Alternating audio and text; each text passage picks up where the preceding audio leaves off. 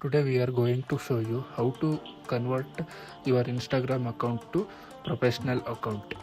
Now first open the Instagram application, then click on the profile icon, then click on the three dots up, then click on the account privacy option. If your account is private, convert it to the public. My account is already public account, so go back, then scroll down, then click on the account type and tools, then click on the switch to professional account,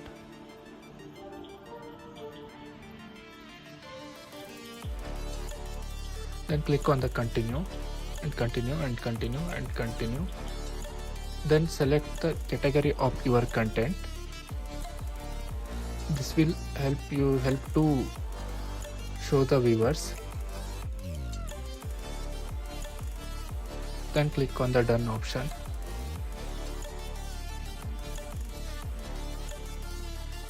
Then click on the creator and click on the next option.